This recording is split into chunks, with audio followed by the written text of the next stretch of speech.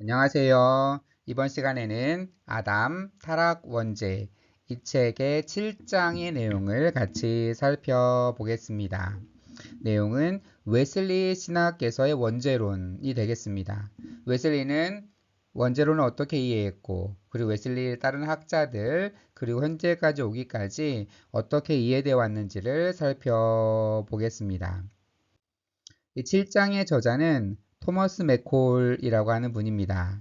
이분에 좀 살펴보면 이분은 현재 에즈베리 대학교에서 가르치고 계시는 교수이십니다. 이전에는 트리니티 에반젤리컬 디vinity 스쿨에서 가르치셨고요. 네, 그리고 이분은 박사는 칼빈 신학대학원에서 이제 조지 신학으로 박사를 받으셨습니다. 이분은 이제 웨슬리안 처치에 이제 안수 받으신 목사이기도 하시고요. 그리고 여러 책을 쓰신 감리교 목사이시면서 이제 그 에즈베리에서 가르치는 학자가 되겠습니다. 이제 웨슬리 신학에 대한 여러 가지 오해들을, 이분이 제기하는 오해들을 좀 살펴보면, 웨슬리 신학은 전적인 타락을 부정하지 않는가. 보통 이제 장로교 교리는 튤립 교리라 그래서 5가지를 보통 얘기를 하죠. 그 중에서 항상 제일 먼저 말하는 것이 전적 타락입니다. 그래서 전적인 타락, 완전히 도저히 회복될 수 없을 정도로 은혜가 아니고서는 전적 타락이라고 하는 교리를 장로교에서는 굉장히 중요하게 받아들이고 있는데, 웨슬리 신학에서는 전적 타락을 부정하지 않는가라고 하는 오해가 있고요. 두 번째, 죄에 대한 속박이 아니라 자유의지를 믿지 않는가. 장로교에서는 죄에 대한 속박을 굉장히 강조하고 하나님의 불광역적인 은혜를 얘기하는데, 웨슬리 신학은 자유의지를 믿지 않는가, 이러한 오해가 있습니다.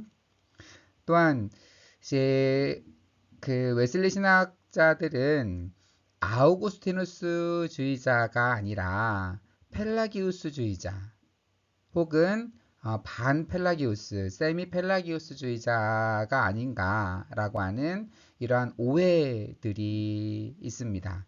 그래서 이러한 오해들에 대해서 이 저자는 반박을 하고, 그리고 웨슬리 신학에서의 원죄론을 이야기를 하고 있습니다. 존 웨슬리와 초기 감리교의 원죄론을 보면, 웨슬리는 죄의 힘과 보편성을 확신했습니다. 인류는 갖가지 악으로 충만해 있고 전적으로 타락하여 완전히 부패했다고 보았습니다. 전적으로 타락했고 완전히 부패했다 라고 이제 웨슬리는 얘기를 한 거죠. 이렇게 이야기를 합니다. 나는 현 상태의 인류에게 있어서 자연적인 자유의지를 이해하지 못한다. 다만 난 세상에 태어난 모든 인간을 깨닫게 해주는 초자연적인 빛과 더불어 모든 인간에게 초자연적으로 회복된 자유의지가 어느 정도 있음을 주장할 따름이다. 그래서 자연적인 자유의지 이런 걸 얘기하는 건 아니다. 그래서 초자연적으로 회복된 자유의지, 자유의지를 말하지만 초자연적으로 회복된 자유의지 정도를 말한다. 것이다라고 이야기를 합니다. 그래서 여기서 이제 그 2장에서 이 저자가 종종 말하는 그 언어들이 있는데, 그 중에 하나가 언약적 대표론, 그리고 뭐 실제론, 그리고 뭐 이제 중개론, 뭐 이런 식으로 얘기를 하는데, 조금씩 이따 설명을 좀 해드리죠. 먼저 언약적 대표론을 보면, 아담은 그리스도의 모형 혹은 유형이었다. 따라서 어떤 의미에서 그는 우리의 대표이기도 하다. 그 결과 그 안에서 모든 사람이 죽은 것 같이 그리스도 안에서 모든 사람이 삶을 얻는다. 라고 웨슬리는 얘기를 합니다. 그래서 아담은 하나의 모형, 그리고 그 안에서 우리가 죄를 지은 게 아닌가 이런 식의 얘기를 이제 원죄에 대한 설교에서 하고 있습니다. 웨슬리는 웨스터민스터 대요리 문답에 내가 동의한다라고 말한 적은 없지만 이것을 긍정적으로 평가를 하고 있습니다. 그러니까 여기에서 크게 다르지 않다라고 보는 거죠. 웨슬리는 미국 감리교도들을 위해서 성공의 39개의 신조를 25개로 줄여서 감리외 종교 강령을 만들었습니다. 그런데 이 부분에서 원죄를 해당하는 부분의 일부가 좀 생략이 되었습니다. 그래서 좀 제가 이제 비교를 해보니까 성공의 신조 구조는 이렇게 되어 있습니다. 원죄는 펠라기우스파 사람들이 헛되이 말하듯이 아담을 모방하는 것이 아니며 모든 인간의 본성에 있는 결함과 부패다. 그러니까 펠라기우스주의자들은 자신의 우리 자유의지를 가지고 악을 행해서 죄인이 된다라고 얘기를 하고 있는데 그게 아니라 모든 인간의 본성에 있는 부패, 결함이다. 이것은 아담의 후손들에게 자연적으로 생기는 것이며 이 때문에 인간은 원래의 의로움에서 멀리 떨어져 본성상 악에 기우는 경향이 있다. 그러므로 육은 항상 영에 거역한다. 따라서 이 세상에 태어난 모든 인간은 하나님의 분노와 저주를 받게 된다. 그리고 이러한 본성의 오염은 새로 태어나는 사람들에게도 남아 있는 것이다. 그래서 하나님의 그 분노와 저주, 모든 인간에게 그것이 임했고, 이러한 오염이 새로 태어나는 사람들에게 남아 있다라는 말을 이제 성공의 신조 구조에서는 이렇게 얘기를 하고 있습니다. 그런데 감리교 종교 강령 7조는 앞부분은 그대로 요약해서 가지고 왔는데 뒷부분을 뺐습니다. 그러니까 지금 이렇게 되어 있습니다. 원죄는 아담을 따라 죄를 범하는 것이 아니요 아담의 자손으로는 각 사람의 천연적 성품이 부패한 것을 가르침인데 대개 인류가 근본적 의에서 멀리 떠나 그 성품이 늘 죄악으로 치우치는 것이다. 그래서 원죄라는 것이 인류가 근본적으로 죄에서 떠나 그 성품이 늘 죄악으로 치우치는 것이다. 성품의 타락을 얘기를 했지만 그 다음에 성공의 신조 구조에 보면 저주가 임했고 그리고 태어나는 모든 사람에게 본성상 오염된 죄가 있다. 이런 얘기들은 이제 감리교 종교 강령을 만들 때에 이제 그 웨슬리가 뺀 거죠. 그 외에도 이제 뺀 것 중에는 칼뱅의 예정론을 다루는 부분을 뺐고요. 그리고 칼뱅의 출교 정신을 말하거나 뭐 세상의 권세에 복종하라 뭐 이런 부분들은 이제 그 25개로 줄이면서 뺐습니다. 이 빠진 것 특히 이제 원죄에 대한 빠진 부분을 보면서 이제 데니얼 위든이라고 하는 학자는 이렇게 평가를 합니다. 웨슬리는 우리의 개인적 황무지와 같은 저주 교리를 거부하는데, 그러니까 뺐다라는 것을 이제 그것을 거부한다라고 이제 이 평가를 한 거죠. 이는 옳음과 정의에 대한 우리의 직관과 모순되는 매우 합당한 이유 때문이다. 저주 교리를 이제 뺐다. 왜냐하면 우리의 직관과 굉장히 모순되기 때문에 이거를 웨슬리가 그것을 보고 판단하고 그것을 뺀 것이다. 라고 주장을 하고 있고요. 랜디 매독스는 원죄를 강조하지 않는 것이 중기 웨슬리가 성숙해가는 변화다라고 보았습니다. 그러니까 이전에는 원죄에 대해서 굉장히 강하게 유전이나 이런 얘기들을 했지만 성숙해가는 과정 속에서 그리고 시간이 지나면서 이제 사람들도 생각이 바뀌고 주장들이 조금씩 바뀌어가잖아요. 그러면서 이제 중기로 넘어오면서 웨슬리가 성숙해지면서 이 부분을 이제 빼지 않았을까 이렇게 주장을 합니다.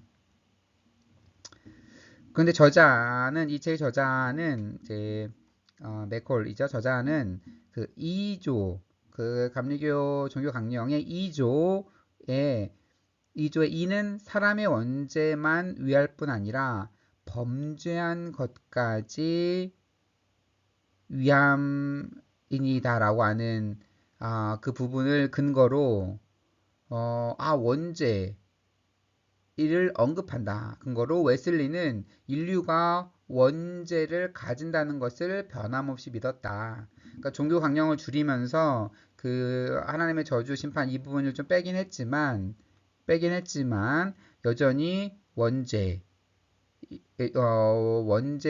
대한 부분을 웨슬리는 인정을 했다라고 저자는 이야기를 하고 있습니다.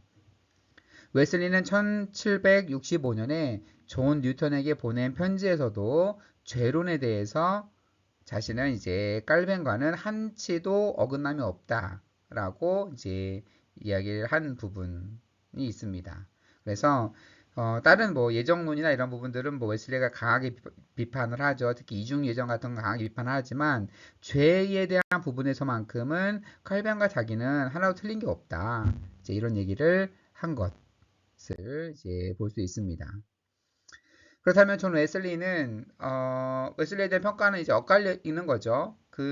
이분이 이제 원죄에 대한 설교한 부분에서는 원죄의 유전과 이런 것들을 얘기하는 것 같지만 또한 종교 강령을 만드는 데에서는 그 죄가 유전된다기보다 어떠한 하나의 그 본성, 타락한 본성, 그 본성으로 인간이 죄를 짓는 것처럼 그 부분만을 가져오고 죄에 대한 저주 대물림 이런 것들은 이제 뺐죠. 어떤 이유로 뺐는지는 정확하게 알 수 없지만 그래서 웨슬리를 평가할 때 그 원죄가 물려진다라고 웨슬리가 이해했는지 아니면 그 부분을 강조하지 않았는지에 대해서는 이제 학자들마다 논란이 있지만 이 저자는 웨슬리는 아담의 역사성과 원죄가 유전되는 원죄를 믿었을 것이다 라고 이제 이 저자는 그렇게 보고 있습니다.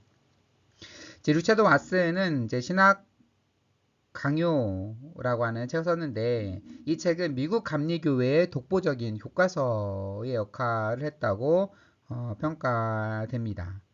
그렇다면 이제 웨슬리 학자인 웨슬리의 계승자인 와스는 아담은 역사적 인물이고 타락은 역사적 사건이다. 라고 이제 이 책에서 말하고 있습니다. 그래서 언약적 대표론을 유지하는 동시에 그러니까 모든 죄를 지은 원형 같은 존재이면서 우리 모두가 그 안에서 죄를 지었다라고 하는 언약적 대표론을 유지하는 동시에 언약적 대표론이 아담의 악행을 불러온 법적 결과를 지칭하는 것으로 이해되어야 한다. 라고 주장을 하고 있습니다. 그래서 이제 언약적 대표론을 받아들이되 아담의 악행이 불러온 법적 결과, 아담이 실수를 한 것, 죄를 저지른 것, 그것이 야기한 법적 결과를 지칭하는 것으로 이해되어야 한다고 주장을 하고 있습니다. 유사하게 토마스 렐스턴도 신성의 요소들이라고 하는 글을 쓰면서 타락을 문자적으로 이해합니다. 그리고 아담은 인간의 언약적 머리이자 공적 대표자로 이제 이해를 하고 있습니다. 루터리라고 하는 학자는 신학의 요소들이라고 하는 글을 통해서 언약의 대표성을 인정합니다. 언약적 대표성을 인정을 합니다. 인류의 언약적 머리이자 조상된 첫 사람의 죄로 말미암은 것, 첫 사람의 죄로 인해서 쭉 이어져 오는 제 언약적 대표성을 인정하지만 중개적 관점으로 나아갑니다. 중개적 관점, 첫 아담의 죄로 인해서 타락한 본성의 상태가 그로부터 모든 사람에게 유전이 된다라고 하는 것. 그래서 이것은 이제 언약의 대표성, 그 인류가 그 첫 사람의 죄로 인류의 언약적 머리이자 조상된 첫 사람의 죄로 인해서 우리 모두가 죄를 지었다라고 말하는 언약적 대표성도 인정하지만 동시에 중개적 관점, 타락한 본성, 죄로 인해 타락한 본성이 우리에게 계속 유전된다라고 하는 그런 중개적 관점으로 나아가는 그런 주장을 하고 있습니다. 19세기 후반에 들어오면서는 이제 토마스 서머스라고 하는 이분은 전통적 칼뱅주의 결정론은 도덕적 책임성을 상실시킨다라고 보고 있습니다. 아무래도 그쵸, 완벽하게 다 결정론만 받아들이면 우리의 도덕적 책임성이 부분이 강조되지 않죠. 그래서 이분은 그리스도 중심적으로 이것을 해결하려고 하는데 원죄로서만 설명하는 사람은 이제 원죄로서만 멸망하는 사람은 아무도 없다. 그러니까 어떤 얘기냐면 그러면 아이가 태어나자마자 죽었다고 하면 그 아이는 멸망으로 가는 게 아니다. 그러니까 원죄만 가지고 멸망하는 사람은 없다. 이는 사람에게 내재하는 어떤 선함 때문이 아니라 그리스도의 사역 때문이다. 그래서 우리가 만약에 우리가 이제 구원을 받는다면 그것은 우리 안에 있는 어떤 선함 때문에가 아니라 그리스도의 사역 때문이다. 라고 하는 거죠. 그러니까 중개적 해석에서는 이제 본성의 타락을 얘기를 하고 있잖아요. 죄가 물려진다기보다. 그래서 중개적인 해석을 지지합니다. 그러니까 본성, 그러니까 죄가 우리에게 물려진 게 아니라 우리는 타락한 본성을 물려받은 것이다. 타락한 본성만 물려받았으면 아이에게는 죄가 없죠. 본성을 물려받았을지라도 그 본성으로 죄를 지은 게 아니니까. 그래서 우리가 그리스도를 굉장히 강조하고 그리스도 중심으로 보려고 하니까 어떤 사람에게 선하냐 아니냐라고 하는 것, 이거는 이제 그리스도의 전적인 사역으로 인해서 결정이 되는 것이다. 그리스도 중심으로 얘기를 하고 있고요. 그리고 윌리엄 버트 포프라고 하는 분은 형벌의 전달이 직접적이며 온 인류가 어떠한 의미에서 아담과 하나라고 주장을 합니다. 그래서 언약적 대표로는 관점입니다. 원죄가 인류의 언약적 규약에서 비롯되었으며 인류는 무수히 많은 사람의 연합이라고 주장을 합니다. 그런데 이제 19세기 후반에 들어오면서부터 조금씩 이제 생각학자들의 의견들이 조금씩 이제 변화되기 시작을 합니다. 대표적으로 존 마일리라고 하는 이분은 실제론, 그리고 언약적 대표론을 모두 다 동시에 비판을 합니다. 그래서 인간에게 그 일반적인 어떠한 인간 본성이라는 것, 인간 본성의 타락, 일반적인 인간 본성이라는 것은 없다. 아담은 오로지 인격적 행위 주체로서 죄를 지을 수가 있었고 그의 죄에 대한 책임 전부는 그 자신의 개인적인 죄책이다. 개인적인 어떠한 죄에 대한 오리지널 길트라고 하는 죄책이다. 라고 하는 거죠. 우리 모두가 아담 안에 있었다는 이유로 책임이 있다면 동시에 모든 조상의 죄에 대한 책임도 물어야 한다. 그러니까 우리가 만약 우리 모두가 모든 인류가 아담 안에서 죄를 지었다. 그래서 그 죄가 우리 속에 있는 것이다라고 주장을 하면 우리 모두가 아담 안에서 죄를 지었다면, 그러니까 모든 인류를 말하겠죠. 모든 인류가 아담 안에서 죄를 지어서 우리가 죄인이라면 우리 조상 중에 누군가가 죄가 있으면 우리랑 같이 있었기 때문에 우리 조상의 죄에 대한 책임도 나에게 있어야 논리적으로 말이 맞는 것이다. 그러니까 우리 모두가 아담 안에 같이 있었으니까. 그래서 이제 인간의 타락한 본성, 그 일반적인 본성, 인간 본성이란 그런 건 없다라고 이제 비판을 하고요. 그리고 언약적 대표론도 비판을 합니다. 그리스도의 의의 전과 같은 것은 어떠한 실제가 없다. 따라서 이를 전제로 시작된 논증에는 전혀 근거가 없다. 그러니까 예를 들어서 우리가 그 논증을 할 때, 아담에게서 우리가 죄가 물려졌다? 그래서 그와 동일한 논리로 그리스도의 의가 우리에게 물려진다? 그런데 성경에서 말할 때 우리가 의롭게 되는 것이 그리스도의 의가 우리에게 전가된다? 이러한 것을 명확하게 말하는 어떠한 실제적인 게 없습니다. 그래서 따라서 이제 그리스도로 인해서 우리가 의롭게 된다라고 하는 것을 설명하기 위해서 아담의 죄가 우리에게 벌어졌다라고 설명하는 것, 이것은 논리적이지 못하다. 그리스도의 의가 우리에게 오는 것이 어떤 유전과 같이 어떤 전가되는 그런 게 아닌데, 아담의 죄는 그 이전과 같이 전가된다라고 이해하는 것은 논리적으로 말이 맞지 않는다. 그리고 설사 논리적으로 같다고 한다 하더라도 이 두 개, 죄가 물려지는 것과 은혜가 물려지는 것은 완전히 다른 영역인데 이 둘을 같은 맥락에서 놓고 비교하는 것은 옳지 못하다라고 이야기를 합니다. 그러면서 말합니다. 값없는 칭의로는 이해될 수 있고 합리적이다. 그러나 값없는 멸망론은 이해될 수 없고 불합리하다. 만약에 논리상 이게 그리스도가 우리를 구원하신 것, 그리스도의 의가 우리에게 온 것이 아담의 죄와 온 것과 설사 같은 선상에서 이야기를 한다고 하더라도 우리는 값없이 의롭게 되었다라는 말은 할 수가 있는데, 그쵸? 우리 모두는 죄가 있지만 값없이 의로운 사람이 되었습니다라는 표현을 할 수는 있지만, 우리는 값없이 죄인이 되었습니다. 값없이 멸망으로 가게 되었습니다. 이런 표현이 얼마나 말이 안 되냐라고 하는 거죠. 누군가가 아무런 죄도 짓지 않았는데 값없이 멸망에 이른다? 라고 하는 이걸 동일한 선상에서 값없는 칭의로는 가능하지만 값없는 멸망론은 이거는 이제 논리적으로 말이 안 된다. 그래서 언약적 대표로는 비성경적이다라는 표현까지 하게 됩니다.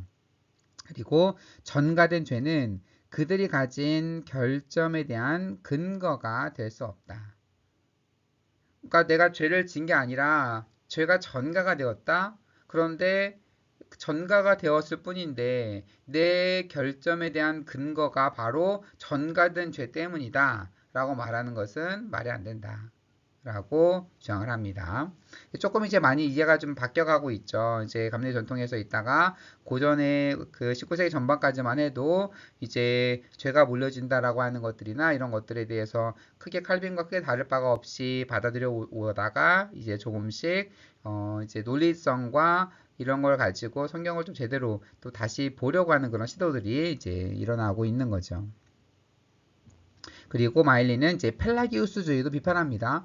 이렇게 만약 실제로 비판하고 언약적 대표론을 비판한다 그래서 펠라기우스주의를 옹호하는 것이냐? 아니죠. 펠라기우스주의도 비판하고 또한 반펠라기우스주의도 비판합니다. 그러면서 이렇게 얘기를 합니다. 참된 아르미니우스주의 교리는 선천적 과실 없는 선천적 타락이다.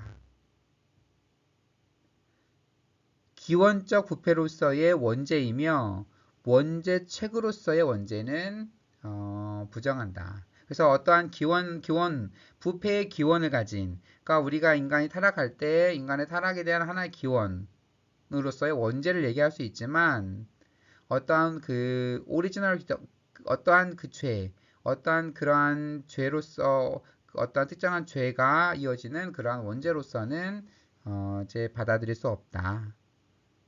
그래서 그러니까 이제 이 마일리라고 하는 분이 원죄를 부정하는 건 아니에요. 원죄를 부정하는 게 아니라 뭐 실제론이나 언야트 대표론이나 펠라기우스주의나 이런 식의 이해 방식은 옳지 못하고, 그리고 원죄 교리는 기원적인 부패로서의 원죄를 얘기해야지 원죄 최고로서의 원죄를 이야기하면 안 된다.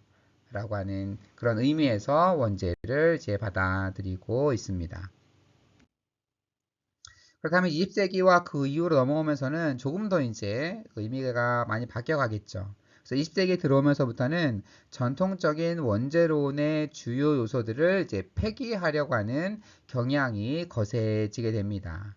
그러면서 이제 할리 쉘든을 보면 성경은 원죄에 대해서 거의 침묵한다는 점을 지적을 합니다. 그래서 로마서 5장은 문자 그대로의 사실을 말하는 것이 아니다. 그리고 영향력이나 성향에 관한 것으로 해석을 합니다. 그래서 뭐 어떤 중개적인 견해라든지 실제론, 언약적 대표론을 모두 다 거부합니다. 그러면서 죄책은 유전의 문제가 될 수 없으며 이에 따라 원죄는 단지 유전적 오염이라는 의미에서 아담의 후손에게 확인될 수 있다. 그러니까 어떠한 아담이 죄를 지었던 하나의 그 죄책이라고 하는 것은 유전의 문제가 될 수 없는 것이고 이에 따라 원죄는 유전적인 오염이라는 의미에서 후손에게 발전할 수 있다. 그러니까 어떠한 죄가 그 후대로 이렇게 계속 물려진다는 그런 개념이 아니라 이거는 유전적인 오염이다. 라고 이해를 하고 그러한 오염이 당연히 아담의 후손에게서도 그런 오염이 발견될 수 있지. 라는 차원에서 원죄를 이해합니다. 그리고 올린 커티스라고 하는 분은 아담과 역사적 타락은 받아들이지만 유전적인 죄책은 거부합니다. 그러니까 아담이 있었고 그 어떠한 그들이 선악과를 따먹으면서 타락한 그런 사건은 받아들이지만 그 죄책이라고 하는 것이 유전된다라고 하는 것, 그것은 거부합니다. 그럼 이렇게 얘기를 합니다. 누구도 타인이 개인적으로 받은 도덕적 심판을 물려받을 수 없다. 누가 아담이 도덕 심판을 받았는데 그 심판을 물려받아서 우리도 심판을 받은 것처럼 이렇게 말할 수 없다. 유전적 죄책이라는 신학적 개념은 한편으로는 개인적 삶이 무엇인지에 대해 다른 한편으로는 도덕적 삶이 무엇인지에 대해 충분히 이해하지 못한 결과다. 죄가 유전된다라고 하는 그런 개념은 개인의 삶이 무엇인가 라는 것도 이해하지 못한 것이고 도덕적인 삶이 무엇인가에도 이해하지 못한 결과로 나온 잘못된 이야기다 라고 이제 이야기를 합니다. 그리고 알버트 누드슨이라고 하는 학자는 죄와 죄책은 개인과 분리될 수 없다. 그것은 부모로부터 아이에게로 전달될 수 없다. 그러니까 죄나 죄책이 있으면 그것을 한 그 특정한 대상에게 해당되는 거지 그것이 전달된다 이런 말은 말이 안 된다라고 하는 거죠. 따라서 모든 사람은 어떻게든 아담의 죄에 대한 책임을 가지며 그의 죄책을 물려받는다는 관념은 허구로 간주되어야 마땅하다. 라고 이제 주장을 합니다. 그리고 머주리 스와키라고 하는 학자는 이제 과정 철학의 영향을 받아서 이렇게 해석을 합니다. 나는 하나님에 대한 반역이 다른 모두를 위험에 빠뜨린 원초적 죄인 것이 아니라 창조 세계에 대한 반역이 근본적인 죄다. 라고 이야기를 합니다. 그러니까 하나님에 대한 반역으로 인해서 모두가 죄인이 되었냐라고 주장하는 것보다 이 창조 세계에 대한 반역, 창조 세계를 거스르고 창조 세계의 반역이 근본적인 죄다라고 이제 과정철학, 과정신학의 입장에서 이제 이야기를 합니다. 그리고 이제 해방신학, 페미니즘 신학 등 현대 신학들이 등장하게 되면서 이제 그 현대의 웨슬리 신학의 일반적인 추세는 그 전통적인 관념에서 좀 벗어나고 있으며 특히 원죄책, 어떠한 아담의 오리지널 그 길티가 이어지는 그런 개념에서부터 이제 점점 더 벗어나고 있는 그런 추세다라고 보시면 되겠습니다. 결론에서 좀 정리를 해보면 웨슬리를 비롯한 초기 감리교 신학자들은 아담이 실제 인물임을 믿었고 대체로 원죄에 대한 언약적 대표론의 설명을 견지했다라고 이 저자인 맥콜 이분은 이렇게 평가를 하고 있습니다. 그리고 19세기에 들어서 강조점이 좀 달라졌다라고 봅니다. 거룩한 사랑에 대한 신학적 강조에서 자유의지에 대한 인류학적 강조로 전환이 되었다라고 보고 있고요.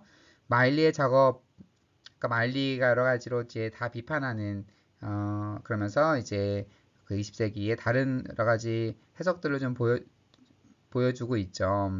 마일리의 작업이 영향을 미쳐서 기원적 부패에 대한 믿음은 유지되었지만 원죄책에 대한 믿음은 이제 거부되기 시작을 합니다. 19세기에 말리의 영향이 좀 엄청 이제 큰 부분이 되겠습니다. 20세기 들어오면서 원죄론은 이제 별로 강조하지 않거나 점점 신학적인 논의에서 좀 이제 멀어져 간 그런 측면이 있습니다. 네, 좀 정리를 해보면 여러 많은 학자들에 대해서 학자들이 아담을 어떻게 이해했는지 말하고 있는데 이걸 뭐 세세적으로 알거나 기억하는 건 큰 의미가 없는 것 같아요. 그러니까 중요하게 볼 수 있는 것은 웨슬리는 그래도 원죄론에 대해서 이야기를 하면서 그 아담 그리고 아담으로 이어지는 이게 우리에게 물려지는 그 타락 원죄에 대해서 칼뱅과 크게 다를 바가 없이 그 부분은 이제 죄론에 대한 부분들은 이제 얘기를 하고 있었고 그런데 한 가지 특이한 점은 이제 감리교 종교 강령을 만들면서는 성공해서 말하는 그러한 죄가 물려지고 심판이 이루어지고 그런 부분들은 이제 다소 빼면서 정리를 하고자 했다라고 하는 것. 그러니까 평가학에 따라서 그러니까 전기 웨슬리는 원죄 대물림되는 원죄를 이제 강조했다면 중반기나 중반기 이후에는 그 부분을 그렇게 강조하진 않았다라고 평가할 수도 있겠고요. 뭐 평가하기 나름이겠죠. 그런데 어쨌든 원죄에 대한 부분은 존 웨슬리가 여러 이제 반복해서 말하고 있는 그런 부분이 되겠고요. 그렇지만 이제 초기 웨슬리를 따른 학자들은 웨슬리처럼 원죄에 대한 대물림이라든지 어떤 원형으로서의 그 이해라든지 이런 것들에 대해서 어느 정도 견지하고 그런 주장들을 해왔고 19세기까지 근데 이제 19세기 후반에 들어서 그리고 이제 20세기 오면서부터는 점차 원죄에 대한 해석하는 부분들이 조금씩 달라지기 시작을 하고 그리고 현대에 이르러서는 이제 원죄에 대한 강조는 별로 하지 않게 되고 그리고 원죄를 해석하는 방식도 조금씩 변해가고 있다라고 하는 그 웨슬리와 감리교 전통에서 이어져 오는 그런 이야기들을 설명해 드렸습니다. 뭐가 옳고 그르다는 얘기를 하는 게 아니고 이런 학자들마다 이런 다양한 주장을 하고 있고 어떻게 하면 그 시대의 원죄에 대한 이야기들을 조금 더 잘 설명해 볼 수 있을까에 대한 그런 고민들 시대에 맞는 원죄에 대한 고민들이 이어져 온 역사가 감리교에서 이해온 원죄의 역사다라고 보면 될 수 있겠습니다.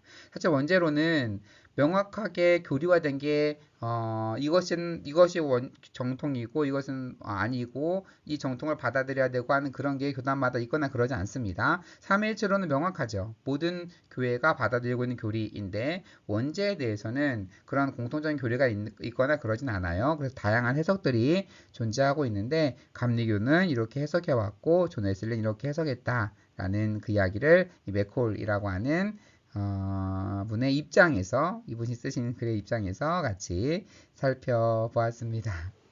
예, 제가 너무나 지금 늦은 시간에 지금 강의를 녹화를 좀 하고 있다 보니까 조금 횡설수설하게 좀 녹음이 되지 않았나 싶은 우려가 있지만 여러분이 강의 시청해 주셔서 감사하고요. 다른 영상을 통해서 인사드리도록 하겠습니다. 감사합니다.